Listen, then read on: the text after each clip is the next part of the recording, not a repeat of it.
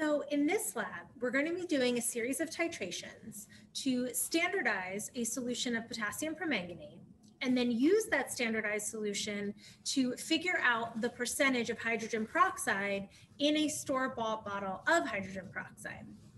Now, in order to standardize the potassium permanganate, we are going to react it with ferrous ammonium sulfate. So we are going to measure out a precise mass of the ferrous ammonium sulfate and then add potassium permanganate to our burette, perform our titration, and we're going to do 2 trials and average our results so that we can get a precise concentration for the potassium permanganate. Now, for the burette, we want to start by rinsing the burette with a small aliquot of the potassium permanganate. And the reason for this is that if there is any water left over in the burette, that water is going to dilute the potassium permanganate. And the whole point of this is to figure out the concentration of the potassium permanganate. So I don't want to have any water in this burette that could be diluting my solution. So notice that I have a beaker here at the bottom. My stopcock is closed. So when it's parallel like this to the bench top, it's closed. Right now, when it's perpendicular, it's open. But we always just want to keep a beaker underneath here just in case, because when you're looking up here to add the chemical, you're not focusing down here and we don't want it to get all over the bench top. So I'm just going to add a small amount. Doesn't have to be a precise volume. And then I'm going to open up my stopper and I'm going to let this drain. And this is just going to get discarded into the waste because again, this has the potential of having been diluted by any water in the burette. So I can't use this again. I don't want to take this and then pour it back into the burette. So I just want to do this twice.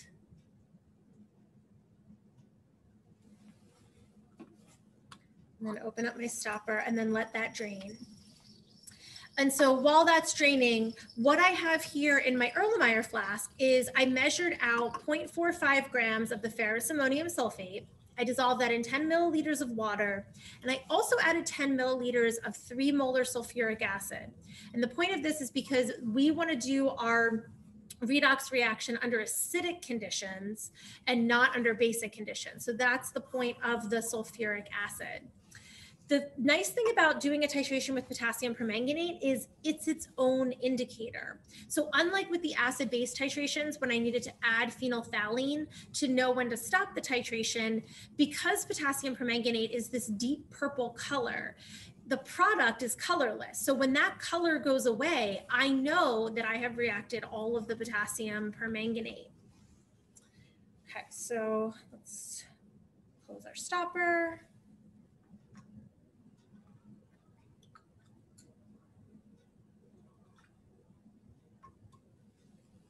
Add our potassium permanganate.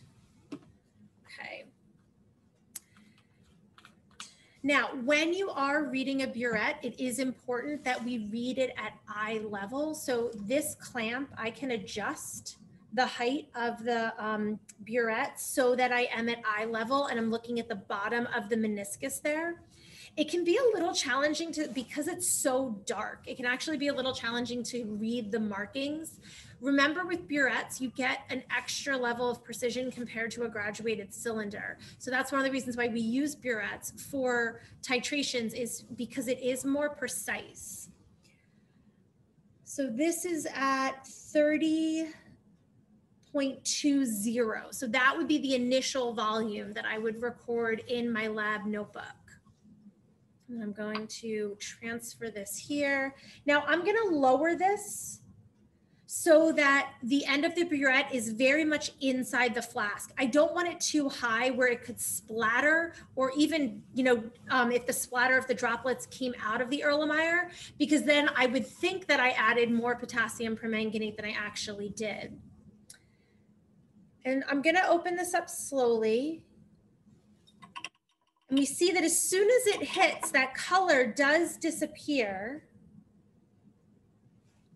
Now, we don't have to do it quite drop-wise, and we do want to swirl as we go. And our focus is really down here at the color and not so much up here. As long as I'm making sure that I'm not going to run out of the potassium permanganate, I don't need to focus on how much I'm adding at the moment. I really want to focus on the color.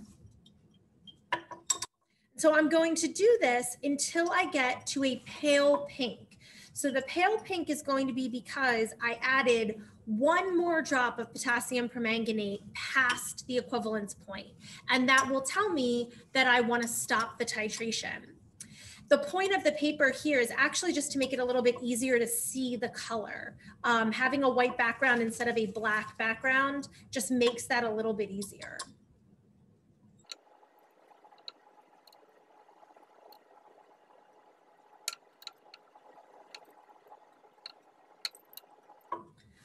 Okay, so this is what we're looking for. We're looking for that pale pink color. If I add too much potassium permanganate, then I would have gone past the equivalence point. And so at this point now, I'm going to read my burette. Again, I want to be eye level when I read it. And then I'm going to record that volume. That's going to be my VF, my final volume of potassium permanganate. And then I'm going to subtract those values to figure out how much potassium permanganate I added, and then use the mass of the ferrous ammonium sulfate to figure out what is the precise concentration of the potassium permanganate.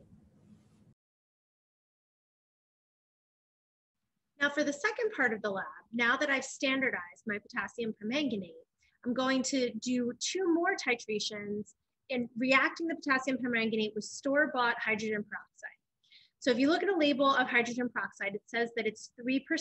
We're trying to figure out if it actually is 3% or is the concentration of the hydrogen peroxide less or more. So in my Erlenmeyer flask here, I again have water and the sulfuric acid because I am doing this titration under acidic conditions. And then to precisely measure out 1 milliliter of the hydrogen peroxide, I'm going to use my serological pipette. And I want to have a volume of 1 milliliter. Okay, so I'm going to add that into here. Give that a swirl. Now I already have potassium permanganate in my burette. I just added a bit more to top off the burette because I had used some previously during the standardization. Now, just like before, I'm going to add it fairly slowly, swirling as I go. And also just like before, I'm looking for that pale pink color because that'll tell me, okay, you're done doing the titration.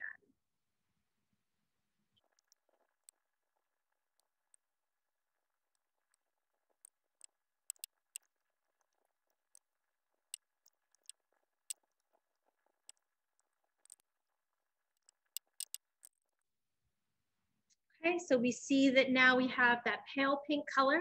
So now I'm going to record my final volume of the potassium permanganate. And again, the difference in the volume is what I'm going to use to then figure out what percentage of hydrogen peroxide was in our bottle. And I do want to do this a second trial. So I'm going to add some more potassium permanganate to the burette just to make sure that I have enough. And then I'll average my results from the 2 trials in order to figure out the percentage of the hydrogen peroxide.